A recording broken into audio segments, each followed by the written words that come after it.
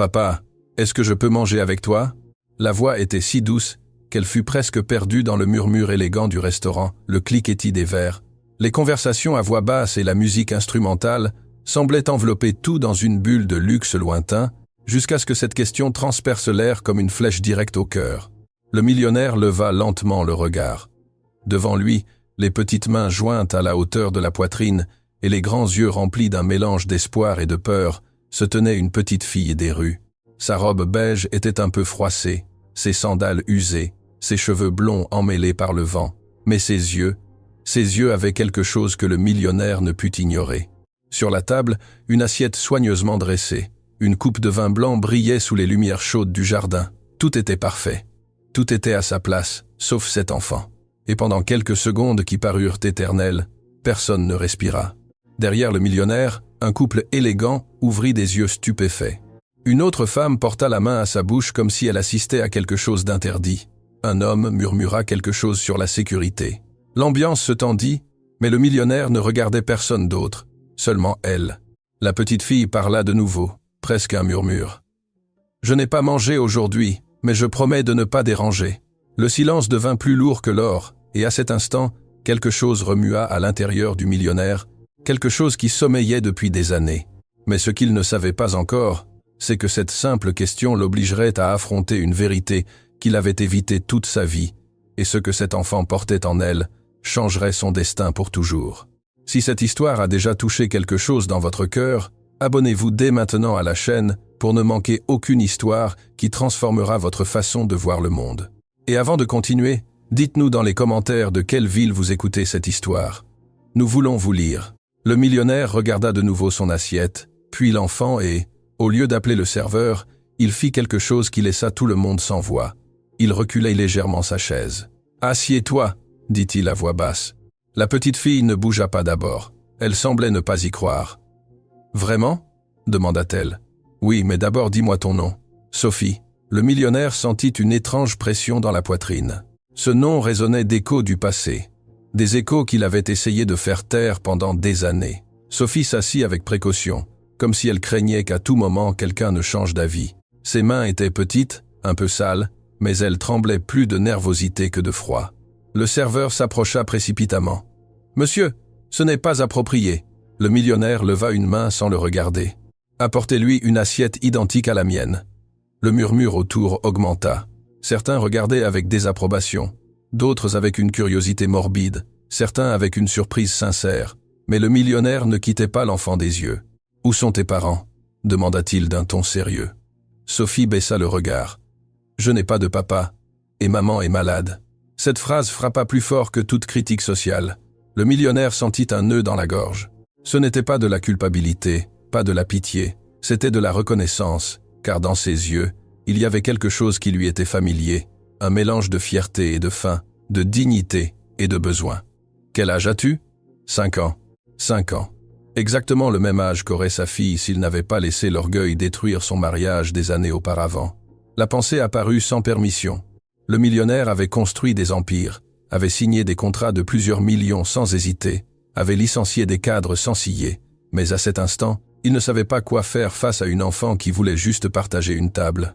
L'assiette arriva. Sophie la regarda comme si c'était un trésor, mais ne commença pas à manger immédiatement. Elle regarda d'abord le millionnaire. « Tu es sûr que je peux ?» Le millionnaire hocha la tête et quand elle prit la première bouchée, quelque chose d'inattendu se produisit. Ce n'était pas la scène, ce n'était pas les regards des autres, ce n'était pas le geste de charité, c'était la façon dont elle ferma les yeux en goûtant la nourriture, comme si c'était le plus beau cadeau du monde, comme si elle n'y était pas habituée, comme si chaque bouchée était un miracle. Et le millionnaire ressentit quelque chose qu'il n'avait pas ressenti depuis des années, la honte. Non pas pour avoir de l'argent, mais pour n'avoir jamais regardé au-delà de ses propres murs. « Tu manges toujours ici ?» demanda-t-il. Sophie secoua la tête. « Seulement quand quelqu'un me laisse rester près.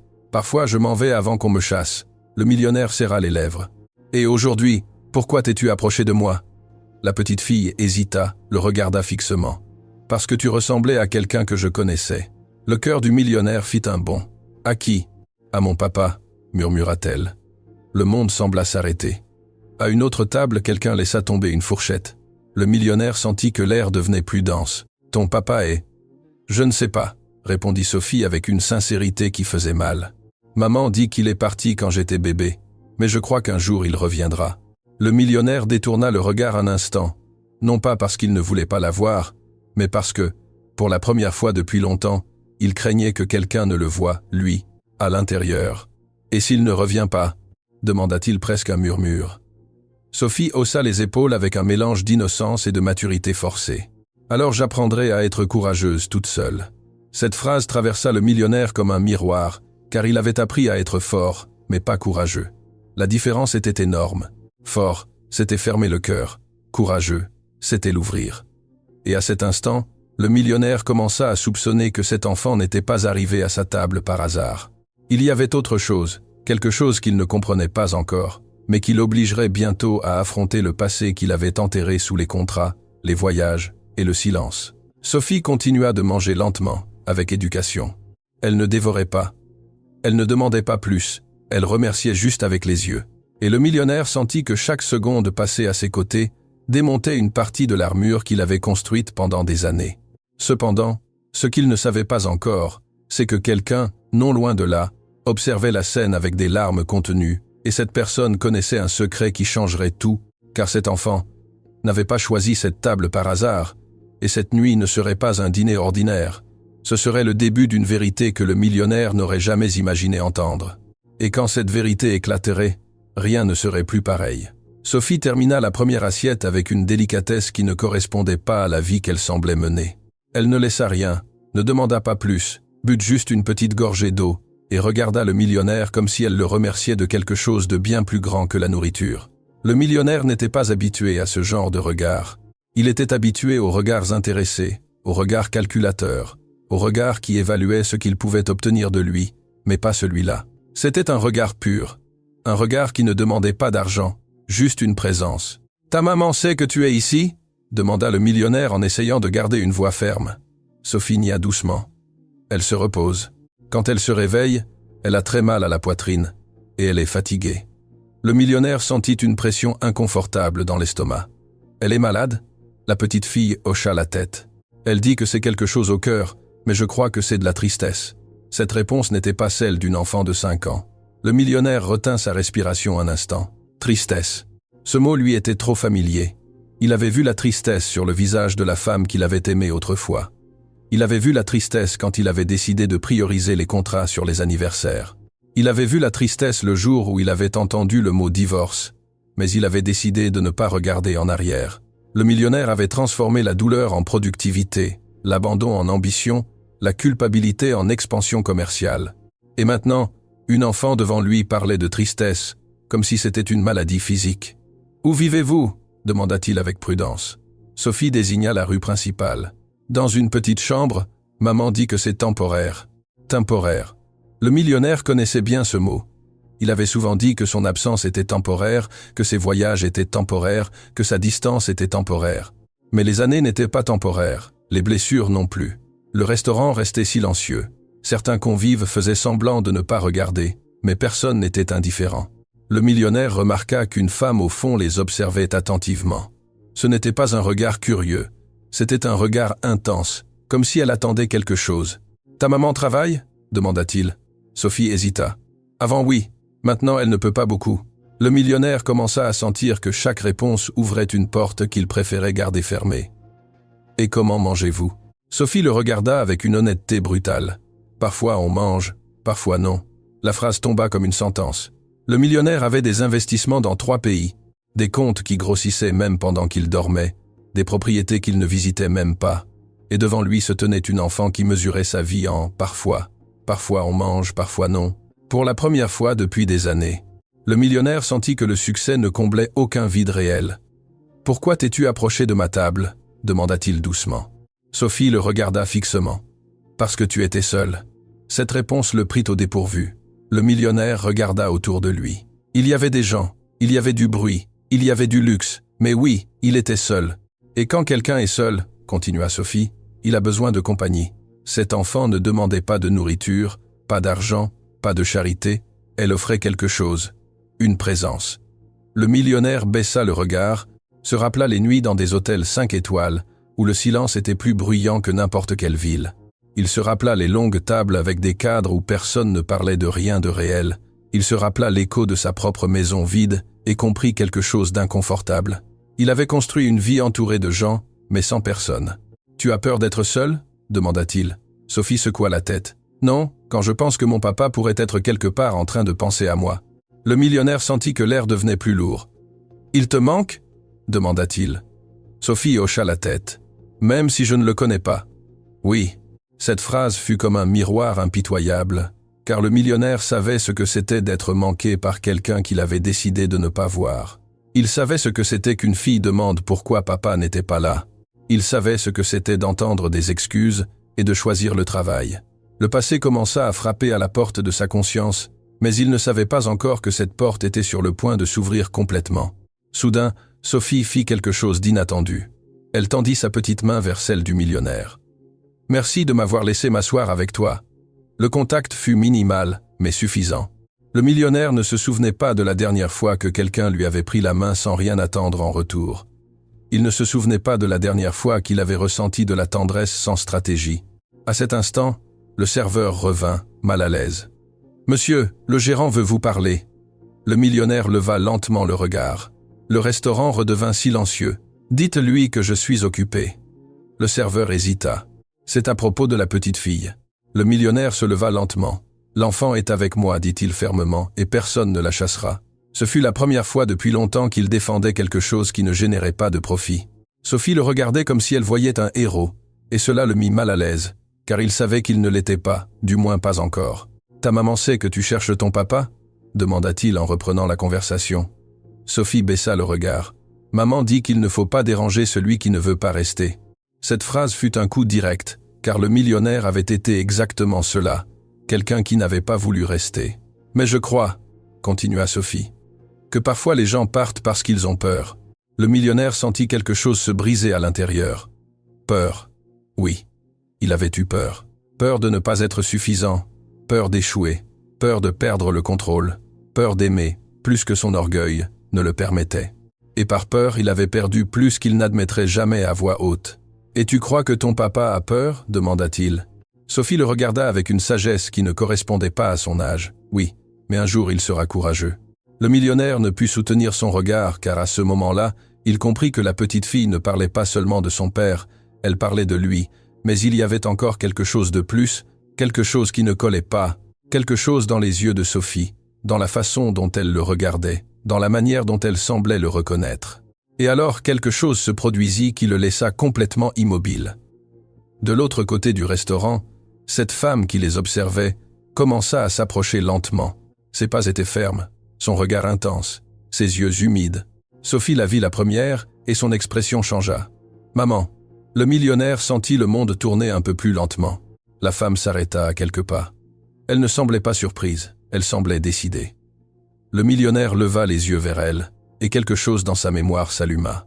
Il avait déjà vu ses yeux, il avait entendu cette voix autrefois, il avait senti ses mains trembler de son absence, mais ce ne pouvait pas être. Pas après tant d'années, la femme respira profondément. « Je ne savais pas qu'un jour je te trouverais ainsi, » dit-elle d'une voix contenue. Le millionnaire ne répondit pas. Sophie regardait l'un et l'autre sans comprendre complètement la tension, mais percevant que quelque chose d'important se passait. « Maman, il m'a laissé m'asseoir, » dit la petite fille avec une fierté innocente. La femme hocha la tête.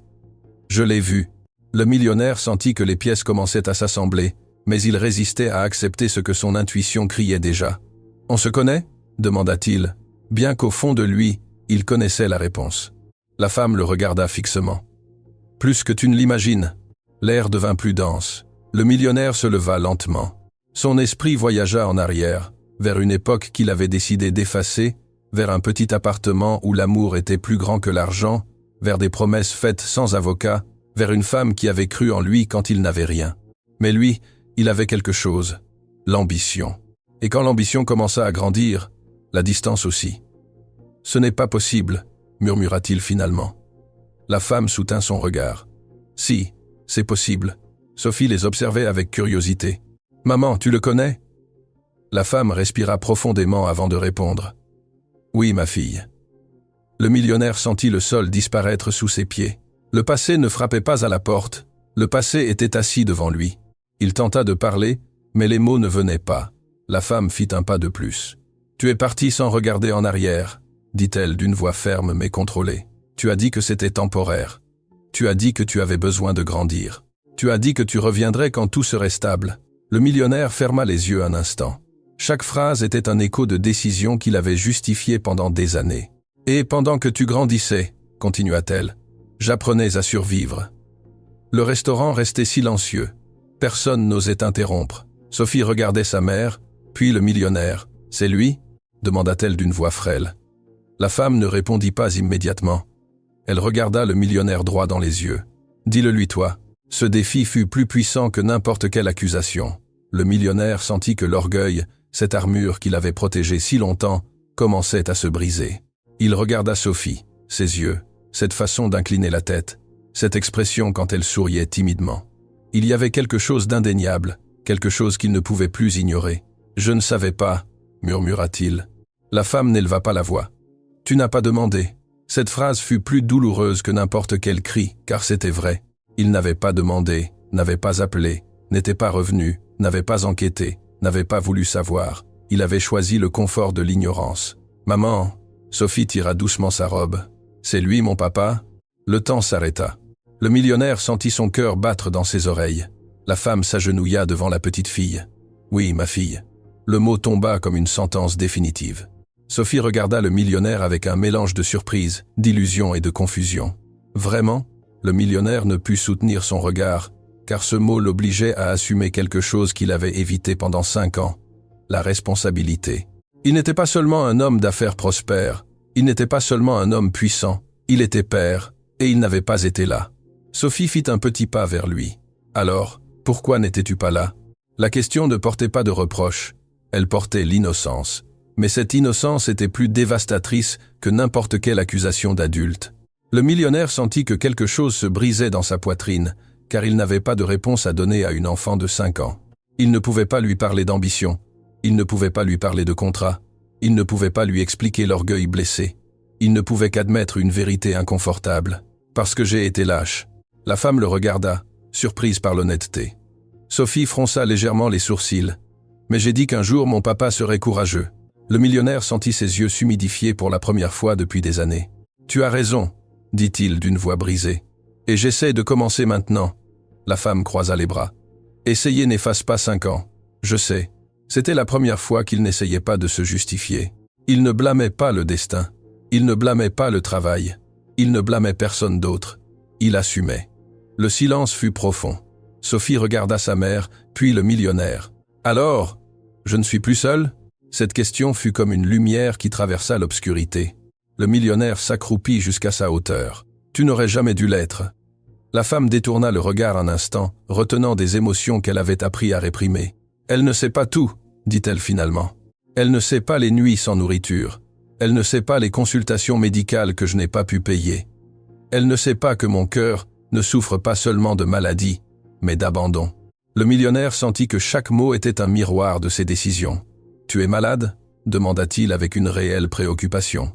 Elle hocha la tête. « J'ai besoin d'une opération, mais je ne suis pas venu te demander quoi que ce soit. » Cette phrase le frappa encore plus fort. Il n'y avait pas d'exigence, pas de manipulation, juste la vérité. « Je ne savais rien », répéta-t-il, bien qu'il comprit déjà que cette phrase ne l'absoudrait pas. « Tu n'as pas voulu savoir », corrigea-t-elle doucement. Sophie regardait le visage du millionnaire comme si elle essayait de mémoriser chaque détail. « Tu me ressembles ?» dit-elle avec un petit sourire. Le millionnaire sentit que cette affirmation était un cadeau et une responsabilité à la fois. Le restaurant commençait lentement à retrouver le son, mais la table restait un monde à part. « Où vivent-ils » demanda-t-il. La femme hésita. « L'orgueil existait toujours. Je ne veux pas de ta pitié. »« Ce n'est pas de la pitié, » répondit-il avec fermeté. « C'est de la responsabilité. » La différence était énorme. La femme l'étudia attentivement. Il ne cherchait pas de l'argent, il cherchait la vérité. « Si tu vas entrer dans sa vie, » dit-elle finalement, « tu ne peux pas le faire comme on signe un contrat. Tu ne peux pas apparaître aujourd'hui et disparaître demain. » Le millionnaire sentit le poids de chaque mot car il savait que telle était sa tendance. « Je ne veux pas disparaître encore une fois, » dit-il avec honnêteté. Sophie lui prit la main à nouveau. « Alors, reste. » 3 mots si simples, si puissants. Le millionnaire comprit que cette nuit n'était pas un hasard, ce n'était pas de la charité, ce n'était pas une coïncidence, c'était une confrontation.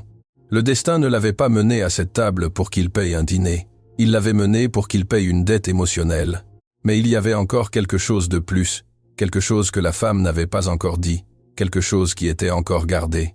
Et quand cette dernière vérité éclaterait, le millionnaire devrait décider s'il était prêt à perdre son orgueil ou à tout perdre encore une fois, car la vraie épreuve ne serait pas de reconnaître sa fille, ce serait de démontrer qu'il pouvait être le père qu'elle méritait. Et cette décision était sur le point d'arriver. Le silence qui suivit les mots de Sophie ne fut pas gênant. Il fut décisif. Le millionnaire restait accroupi devant sa fille, sentant le poids de cette petite main entre les siennes. Ce n'était pas une main fragile, c'était une main qui avait appris à se débrouiller seule trop tôt. La mère de Sophie restait debout, l'observant avec un mélange de prudence et de lassitude. Il n'y avait pas de haine dans son regard, mais pas de confiance non plus. Il y avait quelque chose de plus complexe, une évaluation silencieuse. Elle ne voyait pas l'homme qui s'était agenouillé devant sa fille. Elle voyait l'homme qui avait autrefois promis de rester. « Si tu veux vraiment être dans sa vie, » dit-elle, finalement d'une voix ferme mais sereine. « Tu ne peux pas le faire à moitié. » Le millionnaire se leva lentement. Il ne se sentait plus comme le propriétaire d'un empire. Il se sentait comme un homme face à un examen moral. « Je ne veux pas le faire à moitié, » répondit-il. Elle le regarda avec profondeur. « Alors, écoute-moi bien. » Sophie les observait en silence, percevant que quelque chose d'important était sur le point d'être défini. « Je n'accepterai pas d'argent sans engagement, » continua la mère. « Je ne permettrai pas que tu apparaisses comme un héros d'une nuit et que tu disparaisses quand l'émotion passera. » Le millionnaire n'interrompit pas. « Elle n'a pas besoin d'un sponsor, » ajouta-t-elle. « Elle a besoin d'un père. » Ces mots s'incrustèrent avec une précision chirurgicale dans la poitrine du millionnaire. Pendant des années, il avait résolu les problèmes en signant des chèques. Il avait réparé les erreurs en payant des compensations. Il avait acheté le silence, la loyauté et les opportunités. Mais cela n'était pas une négociation financière, c'était une épreuve de caractère. « De quoi as-tu besoin de moi ?» demanda-t-il finalement. Elle n'hésita pas. « De présence », le mot résonna avec une force inattendue. De présence aux consultations médicales, de présence les nuits difficiles, de présence quand elle demandera pourquoi tu n'étais pas là avant, de présence quand elle aura peur. Le millionnaire sentit que chaque phrase désarmait une partie de son ego. « Et si tu décides de partir encore une fois, » continua-t-elle, « non seulement tu la briseras, mais tu me briseras encore une fois. » Le restaurant avait déjà retrouvé son rythme habituel, mais pour eux, le monde restait immobile. Sophie regardait le millionnaire comme si elle attendait une promesse qu'elle ne savait pas formuler. « Je ne partirai pas, » dit-il avec une conviction qui le surprit lui-même. La mère l'étudia en silence. « Ça, seul le temps le dira. » Cette phrase fut une ligne claire. La confiance ne serait pas immédiate. Le millionnaire respira profondément. Pour la première fois depuis des années, il ne pensait pas à son emploi du temps. Il ne calculait pas les risques, il n'évaluait pas les profits. Il ressentait et cela le déstabilisait plus que n'importe quelle crise d'entreprise. « J'ai besoin de voir où elles vivent, » dit-il finalement.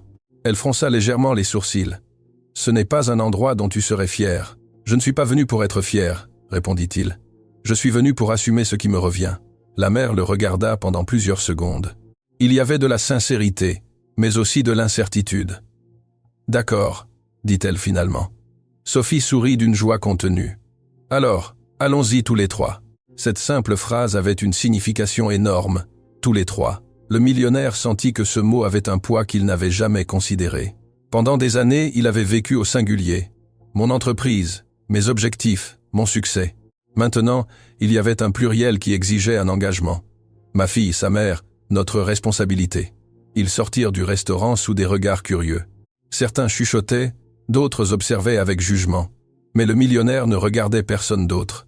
Il marchait à côté de Sophie, conscient de chaque pas. La petite fille lui prit la main sans demander la permission, et cette naturalité l'émut. Il n'y avait pas de ressentiment en elle, pas de reproche, juste une ouverture qu'il ne savait pas s'il méritait. En marchant dans des rues moins éclairées, le contraste devint évident. Le luxe était derrière eux. Les lumières dorées se transformèrent en réverbères clignotants. Le trottoir impeccable céda la place à des chemins irréguliers. Le millionnaire sentait que chaque pas l'éloignait de sa zone de confort et le rapprochait d'une vérité qu'il ne pouvait ignorer. Ils arrivèrent à un vieil immeuble avec de la peinture écaillée et des fenêtres qui racontaient des histoires de résistance. « Ici, » dit la mère. Ils montèrent par des escaliers étroits. Sophie parlait avec enthousiasme. « Maman fait de la bonne soupe quand elle peut, et me lit des histoires même quand elle est fatiguée. Et elle dit que le cœur se guérit avec l'espoir. » Le millionnaire déglutit. Cette femme n'avait pas seulement élevé sa fille seule, elle avait protégé son innocence. Ils entrèrent dans le petit appartement. Il était modeste, mais propre, rangé, soigné. Il y avait des dessins collés au mur, un petit canapé usé, une table simple, rien de luxueux. Mais il y avait quelque chose qu'il n'avait pas dans son manoir, de la chaleur. Le millionnaire observa chaque détail comme s'il évaluait une réalité qu'il n'avait jamais voulu regarder. « Ce n'est pas grand-chose, » dit la mère anticipant le jugement. « C'est suffisant pour prouver que tu t'es battu, » répondit-il. Elle le regarda avec surprise. Sophie courut vers un tiroir et en sortit un dessin. « Regarde, » dit-elle, émue. « Je l'ai fait pour quand mon papa reviendrait. » Le millionnaire sentit l'air se suspendre. C'était un dessin simple. 3 personnages se tenant la main, un soleil brillant, une petite maison, et en haut, écrit en lettres enfantines, « Ma famille ». Le millionnaire sentit quelque chose se briser à l'intérieur. Il y avait une famille dessinée, une famille qui existait dans l'imagination de sa fille, mais qu'il avait ignorée dans la réalité. « Je l'ai gardé, » dit Sophie, « parce que je savais qu'un jour ça allait arriver. » Le millionnaire ne put parler pendant quelques secondes. La mère l'observait, elle ne cherchait pas à l'émouvoir. Elle cherchait à comprendre s'il saisissait l'ampleur de ce qu'il avait perdu. « Tu as besoin d'une opération, » dit-il finalement, revenant à la conversation en suspens. Elle hocha la tête. « Oui, et ce n'est pas bon marché. Je m'en occupe. » Elle leva doucement la main. « Je ne veux pas que tu payes seulement. » Le millionnaire la regarda, comprenant ce qu'elle demandait vraiment. « Je veux que tu sois dans la salle d'attente. Je veux que tu expliques à ta fille pourquoi maman va subir une opération. Je veux que si quelque chose se passe mal, elle ne soit pas seule. » Le millionnaire sentit que chaque mot l'obligeait à laisser derrière lui son ancienne version. Il ne pouvait pas résoudre cela avec de l'argent, seulement avec un engagement réel. « Je serai là, » dit-il. Elle le soutint du regard. « Alors, commence maintenant. » Sophie s'approcha et serra les jambes du millionnaire. Un geste spontané, naturel, sans réserve. Il hésita une seconde, puis l'embrassa maladroitement. Il ne savait pas exactement comment faire, mais il savait qu'il ne voulait pas la lâcher. Dans ce petit appartement, loin du luxe et des caméras, le millionnaire comprit quelque chose de fondamental. Le vrai pouvoir n'était pas de contrôler les marchés, c'était de tenir de petites mains quand la peur apparaissait. Mais il y avait encore quelque chose de plus, quelque chose que la mère n'avait pas encore dit, un détail qui changerait complètement la façon dont il comprenait le passé. Elle s'assit lentement sur le canapé. « Il y a quelque chose que tu dois savoir. » Le millionnaire la regarda attentivement. « Quand je suis sorti de l'hôpital le jour de sa naissance, j'ai essayé de t'appeler. » Le millionnaire fronça les sourcils. « Je n'ai jamais reçu cet appel. » Elle hocha la tête. « Je sais, parce que quelqu'un a bloqué mon numéro. » Le silence fut immédiat. « Que veux-tu dire ?» Elle respira profondément. « Ton assistante de l'époque m'a dit que tu ne voulais rien savoir, que tu étais concentré sur une affaire importante, que je ne devais pas insister. » Le millionnaire sentit le sang se figer dans ses veines. Il se rappela vaguement cette époque, une négociation cruciale, un voyage international, une série de filtres sur son téléphone pour éviter les distractions. « Je n'ai jamais demandé ça, » murmura-t-il. Elle le regarda avec un mélange de tristesse et de résignation. « Mais tu l'as permis. » Cette phrase fut un coup inattendu. Ce n'était pas seulement une trahison externe, c'était une conséquence de sa propre négligence. Il avait tellement délégué sa vie que quelqu'un d'autre avait décidé quelle nouvelle lui parvenait. Et la plus importante n'était jamais arrivée. Le millionnaire sentit un mélange de rage et de culpabilité. Il ne pouvait pas blâmer complètement un tiers. Il avait construit un mur autour de son temps, et ce mur avait bloqué ce qui comptait le plus. « J'ai besoin de tout savoir, » dit-il avec fermeté. Elle hocha la tête. « Alors prépare-toi, car ce qui arrive n'est pas confortable. » Le millionnaire comprit que la véritable histoire ne faisait que commencer. Ce n'était pas seulement une retrouvaille, ce n'était pas seulement une fille découverte, c'était une chaîne de décisions mal prises, une série de silences, une vie parallèle qui avait grandi sans lui, et maintenant, il devrait décider s'il était prêt à reconstruire à partir des fondations. Car aimer ne suffirait pas, il devrait le prouver, et l'épreuve ne faisait que commencer. Le petit appartement sombra dans le silence après cette révélation. Le numéro a été bloqué. La phrase continuait de résonner dans l'esprit du millionnaire comme un écho inconfortable qu'il ne pouvait pas éteindre. Pendant des années, Il avait cru qu'elle avait simplement disparu, qu'elle avait décidé de poursuivre sa vie sans lui, que le silence était mutuel. Mais maintenant, il comprenait que le silence n'était pas un hasard. C'était une conséquence d'une vie si blindée que même la naissance de sa fille n'avait pas réussi à traverser les filtres qu'il avait lui-même créés. « J'ai besoin de tout comprendre », dit-il finalement, d'une voix basse mais ferme. La mère de Sophie s'assit avec précaution sur le canapé, comme si son corps portait plus de poids qu'il n'y paraissait. « Le jour de sa naissance, commença-t-elle, j'ai essayé de t'appeler plus de 10 fois. » Le millionnaire ferma les yeux un instant. 10 fois, 10 opportunités qui ne lui étaient jamais parvenues. « Ensuite, je suis allé à ton bureau, » continua-t-elle. « Ton assistante m'a dit que tu étais en réunion internationale, que tu ne pouvais pas être dérangé par des affaires personnelles. » Cette phrase le frappa avec une clarté brutale. Affaires personnelles. Sa fille avait été qualifiée de distraction. Le millionnaire sentit un mélange de rage et de honte. Il se rappela parfaitement cette négociation, un accord de plusieurs millions qui marqua le début de son expansion mondiale. Il avait donné des instructions claires, de ne pas recevoir d'appels inutiles, et, sans le savoir, il avait fermé la porte à ce qu'il y avait de plus important dans sa vie. « Je ne savais pas que tu étais enceinte », murmura-t-il. Elle le regarda avec un mélange d'incrédulité et de tristesse. « Je te l'ai dit avant que tu ne partes. » Il secoua légèrement la tête. « Je ne m'en souviens pas. » Elle hocha la tête avec une sérénité douloureuse. « Parce que tu pensais déjà à ton prochain voyage. » Le silence était lourd. Il n'y avait pas de cris, pas de drame exagéré, juste une vérité crue. Le millionnaire comprit qu'il ne s'agissait pas d'une conspiration. Ce n'était pas uniquement la faute d'une assistante ambitieuse ou d'un système froid, c'était le résultat de priorités mal ordonnées. « Quand j'ai compris que tu ne reviendrais pas, » continua-t-elle, « j'ai décidé de ne plus te courir après. Je ne voulais pas que ma fille grandisse en sentant que son père ne l'avait pas choisie. » Le millionnaire sentit son cœur se serrer car c'était exactement la réalité. Il ne l'avait pas choisie, non pas parce qu'il ne la voulait pas, mais parce qu'il n'avait jamais su qu'il devait le faire. Mais l'effet était le même. L'absence. Sophie s'était endormie sur le petit canapé en serrant son dessin, son innocence étrangère au poids de cette conversation. Le millionnaire l'observa avec un mélange de tendresse et de culpabilité. « Pourquoi n'as-tu jamais essayé de me chercher après ?» demanda-t-il. Elle respira profondément. « Parce que l'amour ne se mendie pas. » Cette phrase était une leçon en soi. Le millionnaire avait vécu dans un monde où tout pouvait être négocié, où tout avait un prix, où tout pouvait être ajusté avec suffisamment d'influence.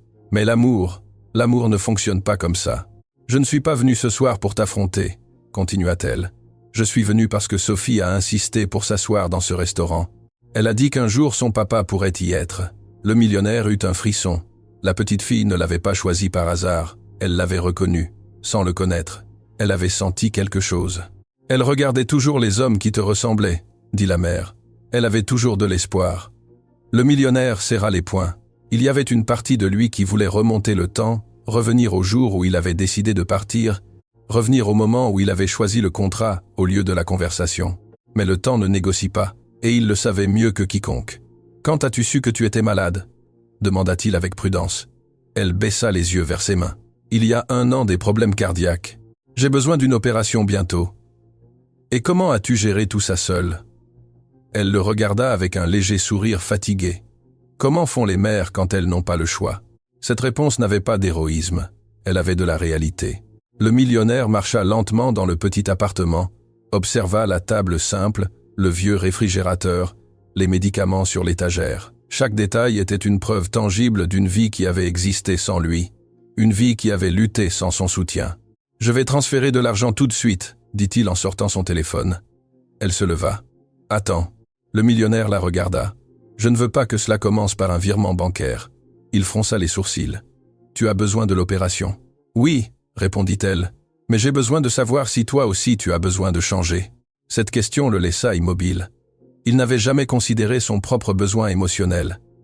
Il avait toujours cru que le succès était suffisant. « Que veux-tu dire ?» Elle le regarda avec une honnêteté directe. Si tu viens juste pour tout résoudre avec de l'argent, tu repartiras quand tu auras le sentiment d'avoir accompli ta tâche. Le millionnaire rangea lentement son téléphone. Je ne veux pas accomplir, je veux rester. Les mots sortirent sans calcul, et cela l'effraya. Car rester impliquait de renoncer à certaines choses, impliquait de réorganiser les priorités, impliquait d'ouvrir de l'espace pour quelqu'un d'autre, impliquait de la vulnérabilité. Alors, commence par quelque chose de petit, dit-elle. Quoi ? Reste cette nuit. Le millionnaire sentit un léger vertige. Son emploi du temps était plein.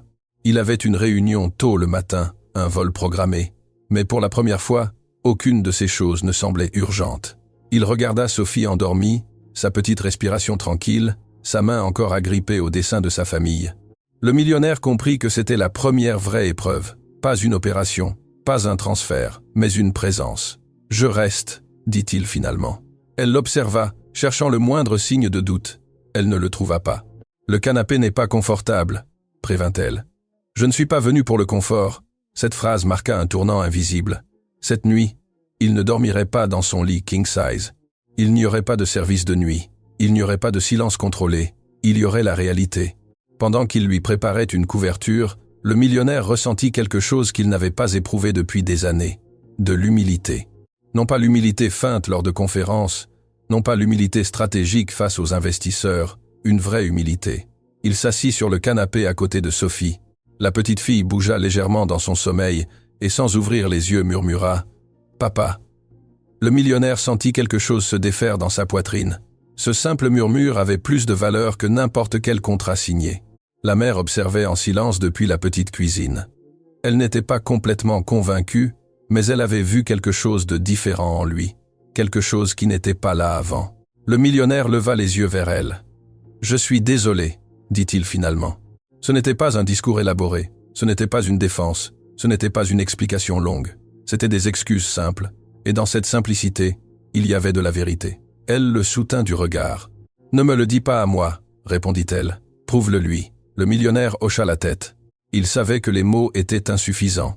Cette nuit-là, alors que le petit appartement était plongé dans la pénombre, le millionnaire comprit quelque chose de fondamental. Le succès ne se mesure pas en chiffres, il se mesure en absence. Et il en avait accumulé trop. Mais il était encore temps, être pas pour effacer, mais pour reconstruire. Et tandis que Sophie dormait, sa main reposant sur la sienne, le millionnaire prit la décision la plus importante de sa vie. Il n'investirait pas dans une autre entreprise, il investirait dans le fait de rester. Cependant, la vraie épreuve ne serait pas cette nuit, ce serait le lendemain, quand le monde de l'entreprise appellerait, quand les pressions reviendraient, quand ses partenaires remettraient en question son changement, c'est là qu'on saurait si sa transformation était une émotion momentanée ou le début d'une nouvelle version de lui-même. Et l'aube était à quelques heures d'arriver. L'aube entra timidement par la petite fenêtre de l'appartement. Il n'y avait pas de rideau de soie, pas de domotique programmant la lumière, pas d'assistant attendant des instructions, juste un rayon doré qui illuminait le visage endormi de Sophie et le millionnaire assis sur le canapé, éveillé depuis des heures. Il n'avait pas pu dormir, non pas parce que le canapé était inconfortable, mais parce que la réalité pesait plus lourd que n'importe quel matelas de luxe. Il regardait sa fille respirer avec cette tranquillité que seuls les enfants ont quand ils se sentent protégés. Et il comprit quelque chose de douloureux. Elle dormait tranquille parce qu'elle croyait que son papa était là, mais lui savait qu'il n'avait encore rien prouvé. La mère sortit lentement de la chambre. Son visage montrait la fatigue accumulée de toutes ces années, mais aussi une nouvelle expression, une lueur d'espoir. « Tu n'es pas habitué à ça », dit-elle doucement. Le millionnaire secoua la tête. « Non. » Elle s'approcha de la petite cuisine et commença à préparer du café. L'arôme emplit l'espace. « Aujourd'hui, j'ai une consultation médicale », commenta-t-elle sans le regarder. Le millionnaire leva les yeux. « Je viens avec toi. » Elle s'arrêta à peine une seconde avant de continuer à bouger. « Tu as du travail. »« Pas aujourd'hui. » Cette réponse fut simple, mais elle marqua une rupture interne. Son téléphone vibra dans sa poche une fois, puis une autre, puis une troisième fois. Il n'avait pas besoin de le regarder pour savoir ce que c'était. Message urgent, appel de partenaire, rappel de réunion. Le monde de l'entreprise commençait à réclamer son attention. Le millionnaire le sortit lentement et l'éteignit. Le geste fut petit, mais symbolique. La mère l'observa du coin de l'œil. « Sûr ?» Il hocha la tête. « Si je ne peux pas faire ça, alors rien d'autre n'a d'importance. » Sophie commença à bouger sur le canapé, ouvrit lentement les yeux, et en le voyant encore là, sourit comme si le monde était en ordre. « Bonjour papa !» Le mot n'était plus un murmure inconscient, il était conscient, décidé. Le millionnaire sentit que cette simple phrase avait plus de poids que n'importe quel titre d'entreprise. « Bonjour ma fille !» La mère ferma les yeux une seconde, comme si cette scène la blessait et la guérissait en même temps. Après le petit déjeuner simple, ils se dirigèrent vers la clinique publique où elle avait son rendez-vous. Le bâtiment n'avait pas l'éclat des centres privés que le millionnaire fréquentait. Les chaises étaient inconfortables. Les murs avaient besoin d'une couche de peinture. L'ambiance était chargée d'incertitude. Et il était là, assis à attendre, sans privilège, sans accès préférentiel, juste comme un homme de plus préoccupé par quelqu'un qu'il aime. La mère le regarda. « Tu n'es pas obligé de rester toute la consultation. »« Si, je dois. » Sophie jouait avec une petite poupée qu'elle portait dans sa poche.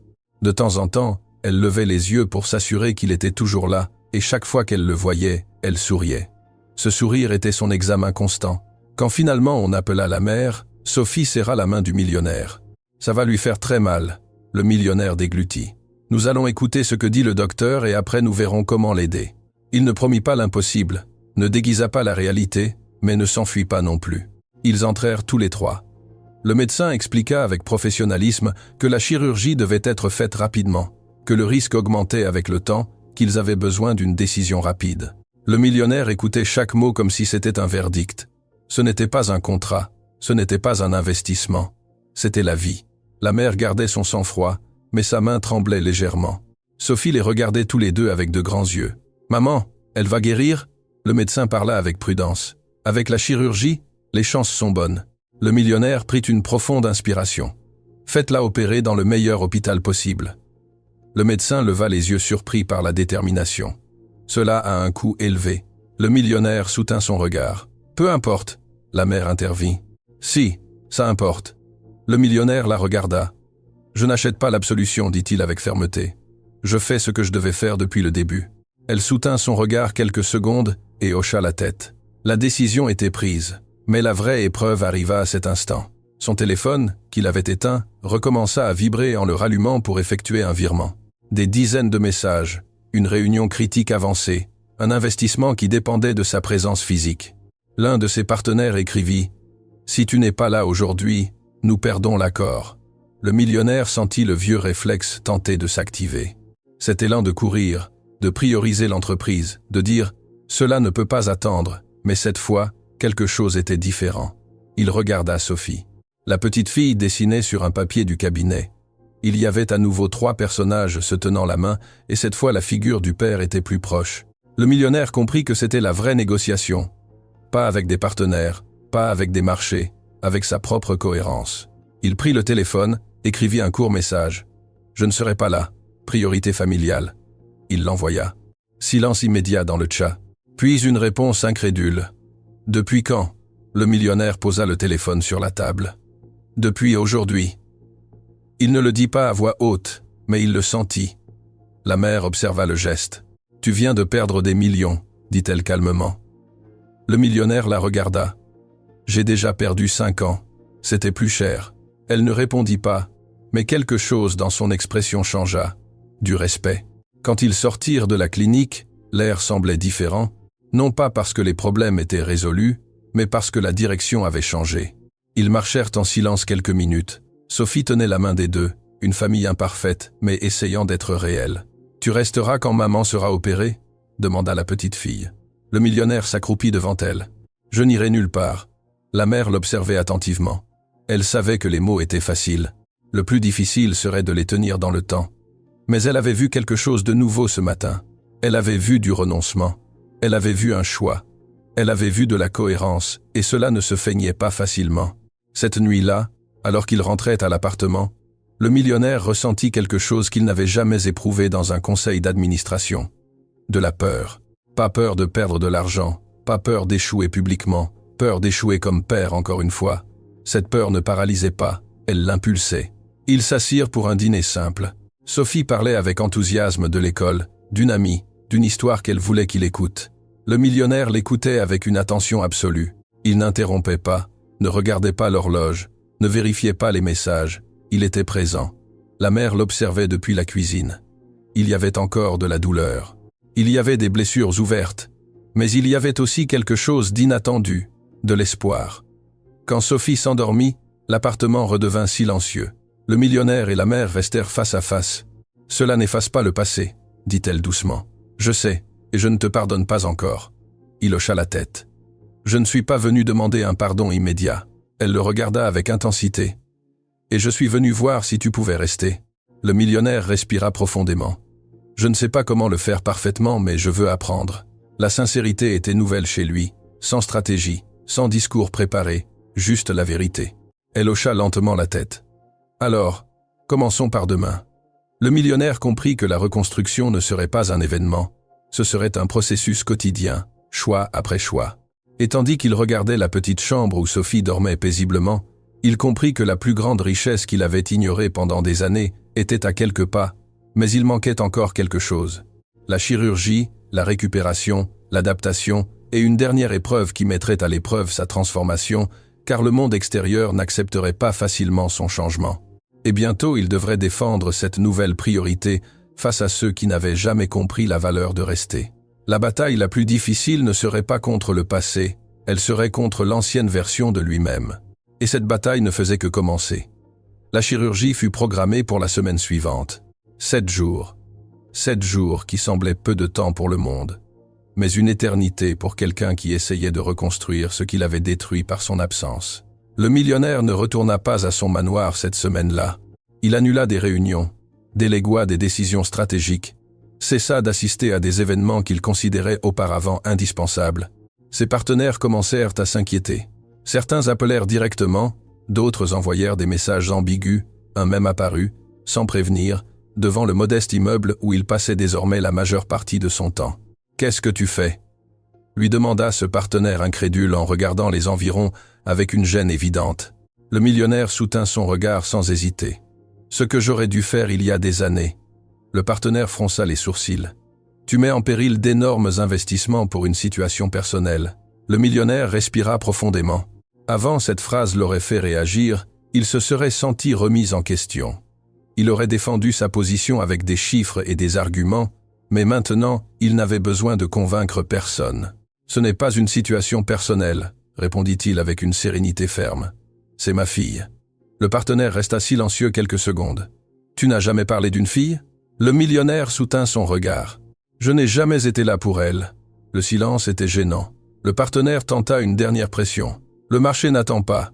Si tu rates cette opportunité, elle pourrait ne pas revenir. » Le millionnaire regarda par la fenêtre de l'appartement où Sophie dessinait avec une concentration absolue. « Certaines opportunités ne reviennent jamais, dit-il finalement.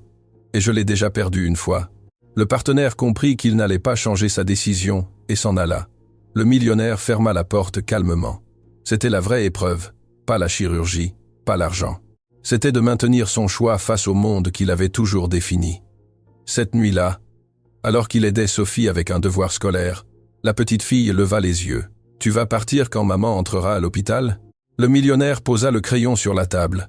« Non, même si le travail t'appelle. » La question était innocente, mais pertinente.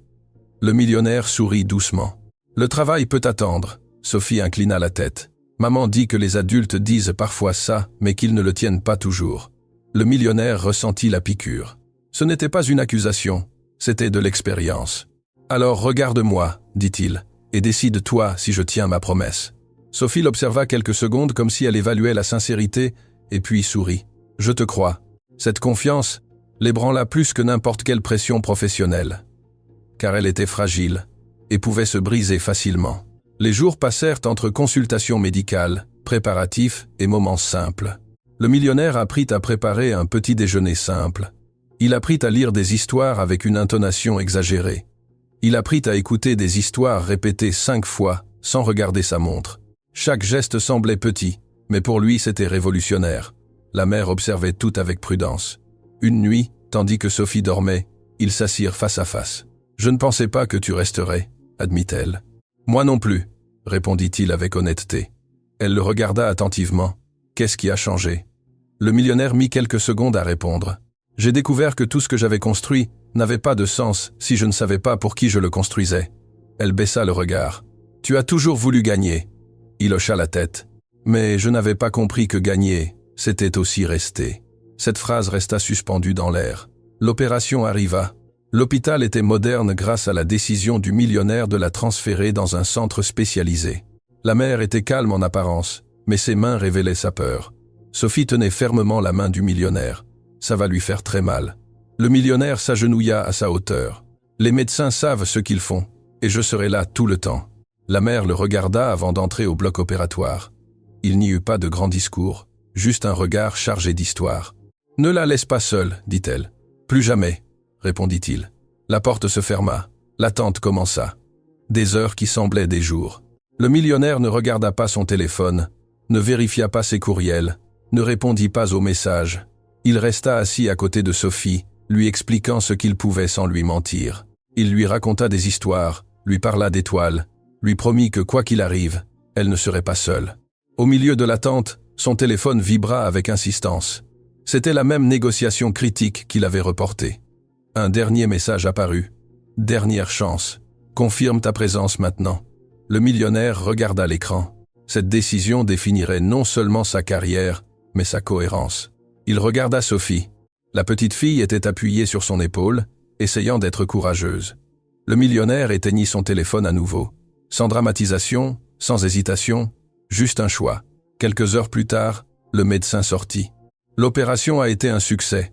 Sophie se jeta dans les bras du millionnaire. « Je t'ai dit que ça irait. » Le millionnaire sentit des larmes qu'il ne put retenir. Ce n'étaient pas des larmes de culpabilité, c'étaient des larmes de soulagement. La mère passa en récupération. Quand ils purent enfin la voir, le millionnaire lui tint la main. « Ça s'est bien passé, murmura-t-il. » Elle ouvrit lentement les yeux, le regarda, et pour la première fois depuis des années, elle ne vit pas de distance, elle vit une présence. Quelques jours plus tard, tandis qu'elle se remettait chez elle, quelque chose d'inattendu se produisit. Une lettre arriva à l'appartement. Elle venait d'un de ses principaux partenaires.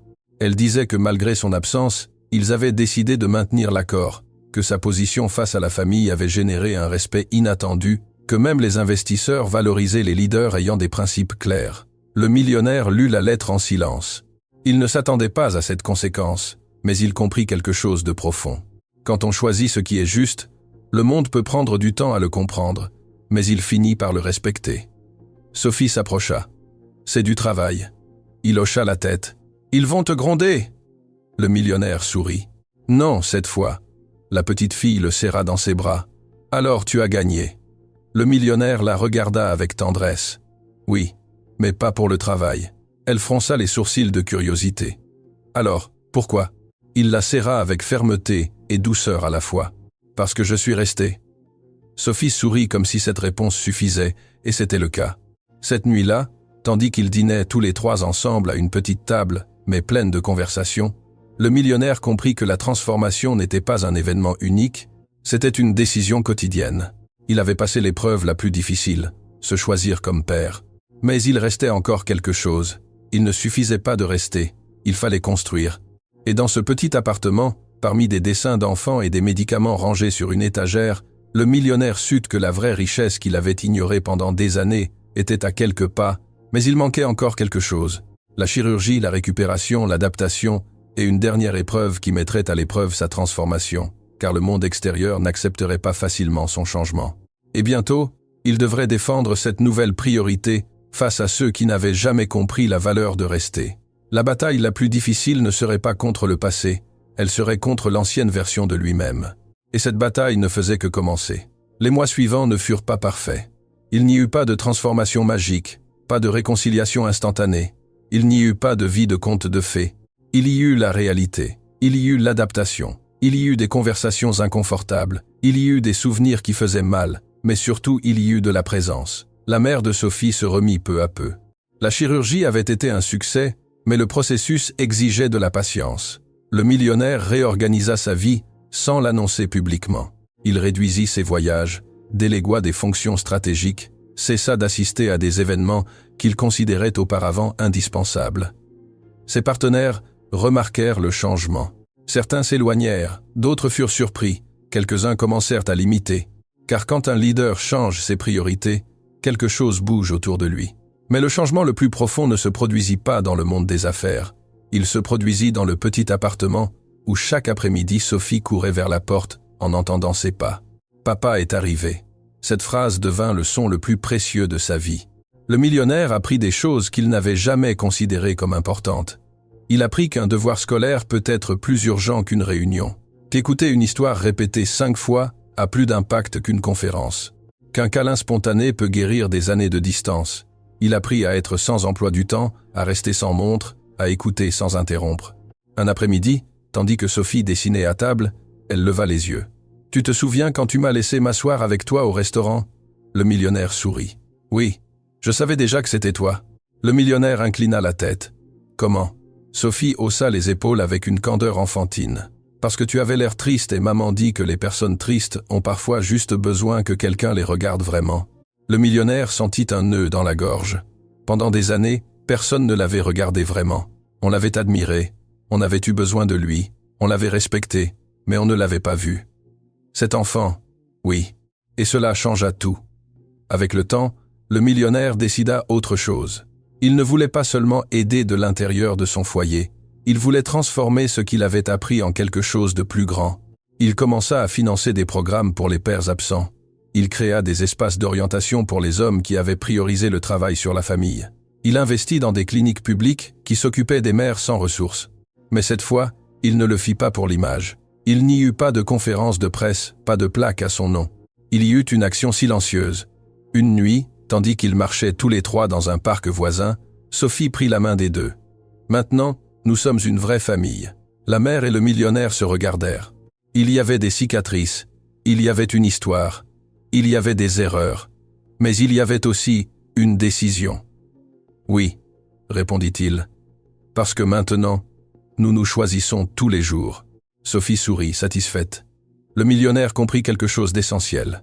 Être père n'était pas un titre, c'était une pratique quotidienne. Ce n'était pas un événement, c'était de la constance. Un après-midi, tandis qu'ils organisaient des cartons pour déménager dans un endroit plus spacieux, non luxueux, mais confortable, Sophie retrouva son vieux dessin, celui des trois personnages se tenant la main. Elle le tint avec fierté. « Regarde, » dit-elle. « Merci d'avoir cru en moi, » murmura-t-il. Sophie fronça les sourcils avec tendresse. « Je n'ai pas cru, je savais. » Cette certitude enfantine fut le plus beau cadeau qu'il ait reçu. Avec le temps, l'appartement fut laissé derrière eux, non par honte, non par rejet, mais parce qu'ils pouvaient désormais grandir ensemble. Le nouveau foyer n'avait pas d'excès, il avait de l'équilibre. Le millionnaire continuait d'être prospère, mais il n'était plus obsédé. Il avait appris à dire non aux réunions inutiles. Il avait appris que l'argent est un outil, pas une identité. Il avait appris que l'absence est plus coûteuse que toute perte financière. Une nuit, tandis que Sophie dormait, la mère s'approcha du millionnaire. « Tu sais ce qui m'a le plus surprise ?» demanda-t-elle. « Quoi ? Que tu n'ayais pas essayé de te défendre quand tu as su la vérité. » Le millionnaire respira profondément, car il n'y avait pas de défense possible. Elle hocha la tête, et c'est ce qui a tout changé. L'humilité n'était pas une faiblesse, c'était de la maturité. Le millionnaire comprit que le vrai leadership ne s'exerce pas dans les salles de conseil, il s'exerce dans les décisions intimes, en restant quand il est plus facile de partir, en écoutant quand il est plus confortable d'ignorer, en assumant quand il est tentant de justifier. Des années plus tard, quand Sophie fut plus âgée, une enseignante lui demanda d'écrire une rédaction sur la personne qui l'avait le plus surprise dans sa vie. Sophie écrivit « Mon papa m'a surprise parce qu'il a décidé de rester. Il n'a pas parlé d'argent, il n'a pas parlé d'entreprise, il n'a pas parlé de cadeaux, il a parlé de présence. » Quand le millionnaire lut ces lignes, il comprit que son plus grand héritage ne serait ni des immeubles ni des investissements, ce serait cette phrase « Il a décidé de rester ». Parfois nous croyons que le succès se mesure à ce que nous accumulons, à ce que nous accomplissons, à ce que nous montrons au monde, mais la vie nous évalue silencieusement d'une autre manière. Elle nous demande « Étais-tu là quand quelqu'un avait besoin de toi? As-tu choisi de rester quand c'était inconfortable? As-tu vraiment regardé ceux qui t'entourent ?» Le millionnaire de cette histoire avait tout, sauf le plus important. Et ce fut une simple question posée par une enfant affamée et pleine d'espoir qui l'obligea à se réveiller. « Papa, est-ce que je peux manger avec toi ?» Cette question ne parlait pas seulement de nourriture, elle parlait de compagnie, de présence, d'amour. Car au final, nous ne nous souvenons pas de ce que nous avons gagné, nous nous souvenons de qui était là. Si aujourd'hui tu as l'opportunité de rester, fais-le. Si tu peux appeler, appelle. Si tu peux écouter, écoute, car le temps ne revient pas, mais les décisions peuvent changer l'avenir. Et parfois, le plus grand acte d'amour n'est pas de promettre, c'est de rester.